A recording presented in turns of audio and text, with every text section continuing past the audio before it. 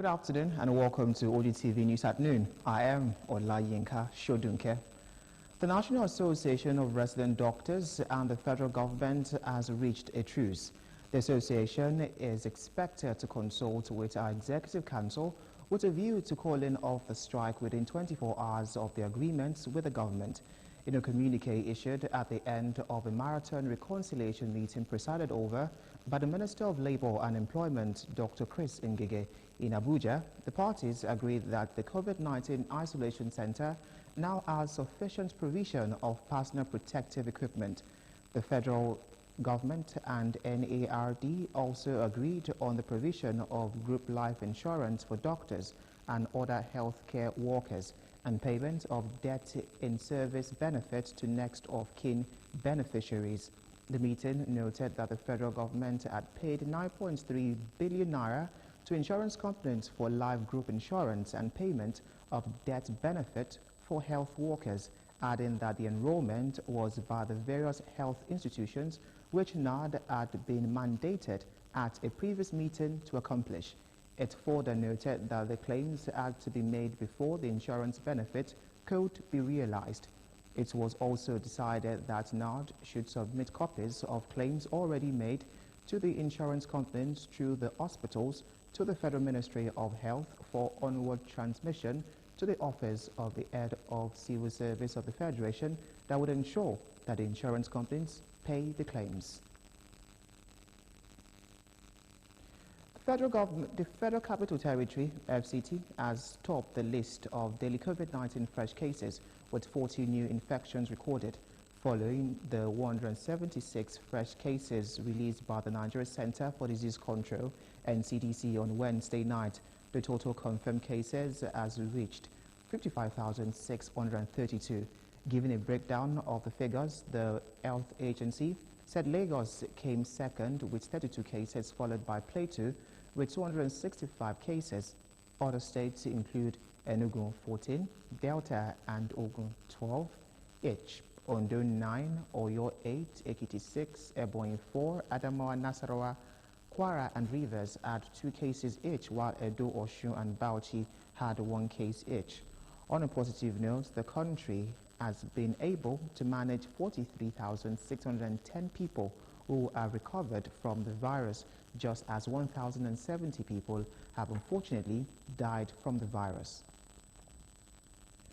Members of the Ogun State House of Assembly Committee on Public Accounts and Anti-Corruption, led by Honorable Musefiu Lamidi, has considered the audit report of the Olabisi Onabanjo University, Agoiwoye, with a charge on the institution's management led by the Vice-Chancellor, Professor Ganiu Olatunde, to correct and reconcile all errors contained in the report.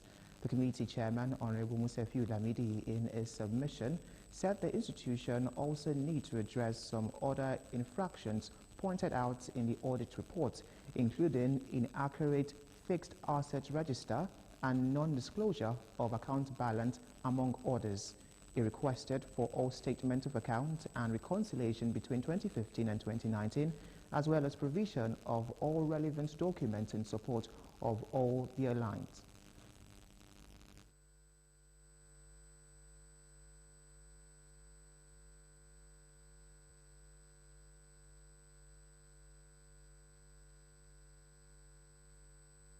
Kindly make available to this committee the bank statements for 2015, 2016, 2017, 2018, and 2019. We will need your bank reconciliation too on all other documents that we have talked about here, because you promise you will go back and see what you can do about them. We will need them as well. The committee chairman equally urged the institution to update all its accounting records and report back to the committee by Friday, 11th of September 2020. Responding, the Vice-Chancellor, Professor Gani Olatunde, thanked the lawmakers for conducting checks on the institution's account books to promote accountability and transparency, with an assurance that all issues raised in the report would be addressed, including the provision of necessary documents as requested by the committee. Nigeria's debt profile increased by 2.38 trillion naira between March and June 2020. The Debt Management Office has reviewed. It said Nigeria's total public debt stock as of June 30, 2020 stood at 31 trillion naira. Nigeria's total debt stock includes the debt stock of the federal government, 36 states and the Federal Capital Territory. The corresponding figures for March 31st, 2020 were 28.628 trillion naira. The debt office explained that the increase in the debt stock by 2.38 trillion naira was accounted for by the 3.36 billion naira budget support loan from the IMF, new domestic borrowing to finance the revised 2020 Appropriation Act. It is now obvious that the total shift in both orientation and effort to the concept and practice of entrepreneurship is a solution to unemployment rate in Nigeria. This report seeks to highlight the effect of formal education on entrepreneurship in Nigeria. Ido Fabajo has the details. Today, there are a large number of employable graduates roaming the streets. Reasons not unconnected with the fact that the employment opportunities in the public sector, which happens to be the largest employer in the country, is inadequate to the extent that it cannot accommodate the teeming population of the skilled and unskilled workforce. What's then the effect of formal education on the development of entrepreneurship in Nigeria? It is good for an entrepreneur to be educated, because if such an entrepreneur is being educated, it's going to help him or her a lot. It will enable him or her to promote his or her business through the packaging, through the ways of expression. Everything people will see and they will know this is an educated person. Formal education equips one and gives one basic skills for entrepreneurship.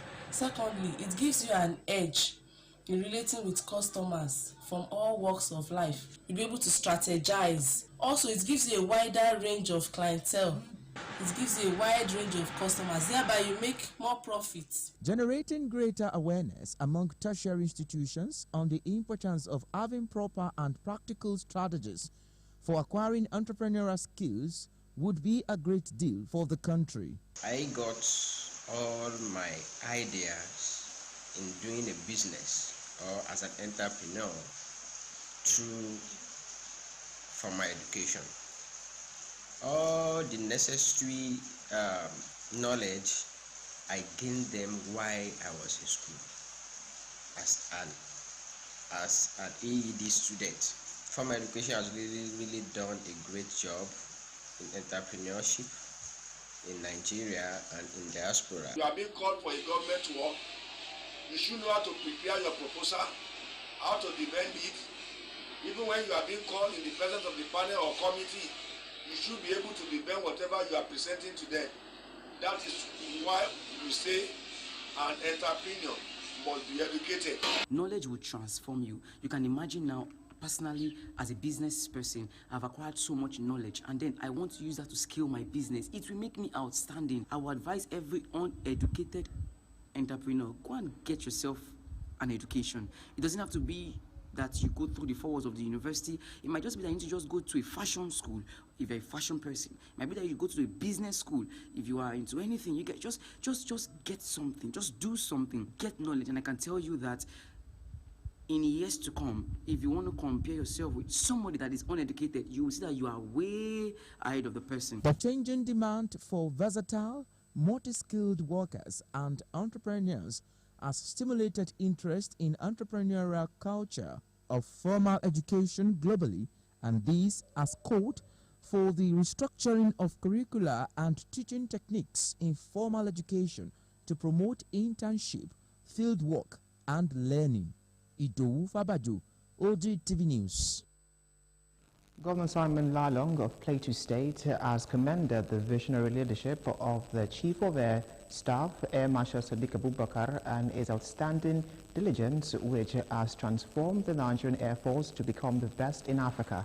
The governor gave the commendation at the inauguration of some infrastructure projects for NAV personnel at a 205 Combat Search and Rescue Group, as well as newly built Air Provost Training Center at NAV Base, Karang, Plateau State.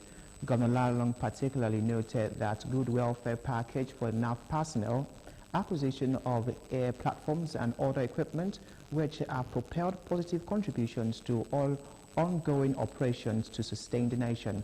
The governor therefore reiterated his administration's resolve to maintain a cordial relationship with the NAV in further tackling insecurity, noting that various deployment of NAV air assets and personnel have made the fighting against insecurity challenges meaningful.